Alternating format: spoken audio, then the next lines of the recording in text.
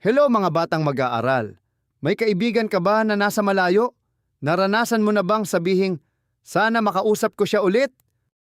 Paano kung sabihin ko sa iyo na may isang paraan para maiparating mo ang iyong damdamin kahit malayo siya?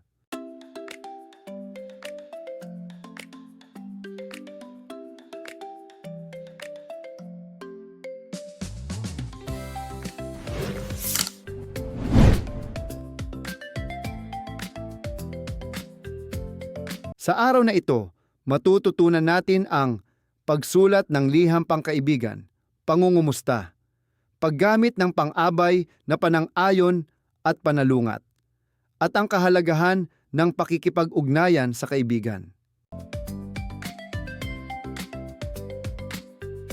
Bago tayo magsimula, balikan muna natin, ano nga ba ang mahalagang tandaan sa pagsagot ng formularyo? Basahin ang panuto.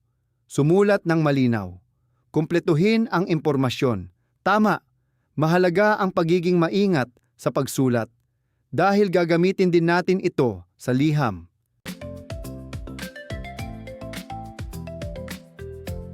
Ngayon, makinig kayo sa isang maikling kwento. Kumustahan ni Andilaine R. Tahan Langit. Si Jonel ay may edad na 10. Isinilang siya sa Negros Occidental sa lungsod ng Himamaylan, Barangay Nabalian. Kasalukuyan siyang nag-aaral at nasa ika-5 baitang sa Don Marcelo G. Vasquez Memorial Elementary School.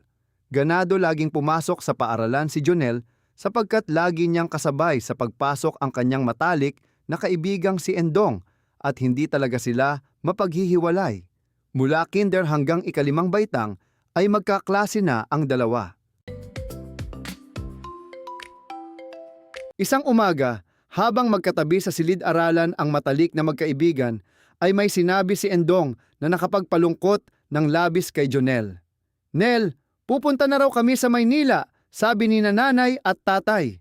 Doon na raw kami maninirahan sa mga tiyahin ko, wika ni Endong. Kailan daw ang alis ninyo? Tanong ni Jonel. Sa makalawa na raw, sabi ni nanay at tatay, sagot ni Endong. Basta Dong, magbabalitaan pa rin tayo sa isa't isa ha, ang malungkot na wika ni Jonel. Oo naman Nel, susulat ako ng madalas, ang tugon naman ni Endong. Dumating ang araw ng pag-alis ng pamilya ni na Endong patungong Maynila. Pagkalipas ng ilang araw ay may dumating na liham sa bahay ni na Jonel. Nagmamadali si Jonel na basahin ang liham mula sa kanyang matalik na kaibigan na si Endong.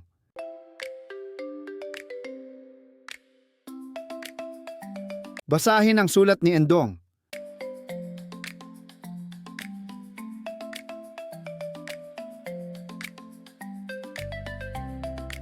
Ikaw naman, naranasan mo na bang sumulat o makatanggap ng liham?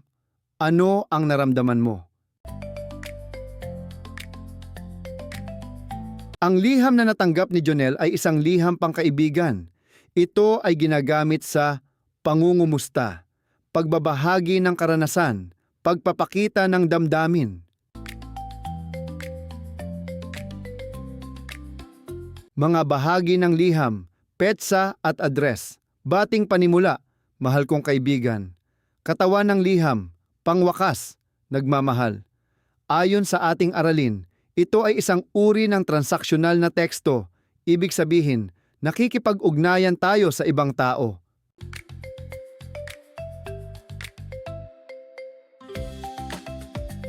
Halimbawa ng pangungumusta sa liham. Kumusta ka na? Sana ay nasa mabuti kang kalagayan. Dito naman ay maayos kami. Simple lang, pero punong-puno ng damdamin. Alam mo ba na ang liham ay bahagi rin ng multimedia? Text, image, audio, video. Ang text o teksto ay mahalaga dahil dito natin na ipapahayag ang mensahe.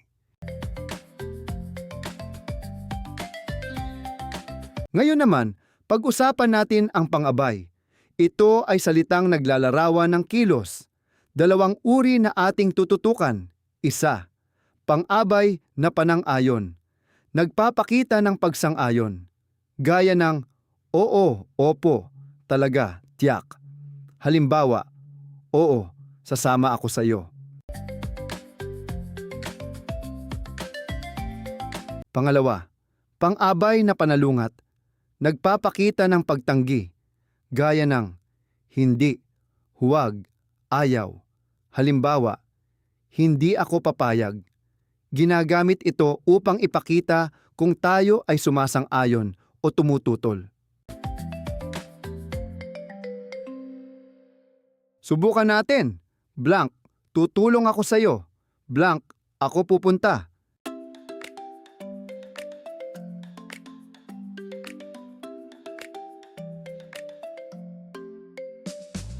Sa araling ito, natutunan natin na ang liham pangkaibigan ay paraan ng pakikipag-ugnayan. Mahalaga ang tamang estruktura nito at ang paggamit ng pang-abay na panang-ayon at panalungat. Tandaan, hindi hadlang ang distansya para mapanatili ang pagkakaibigan.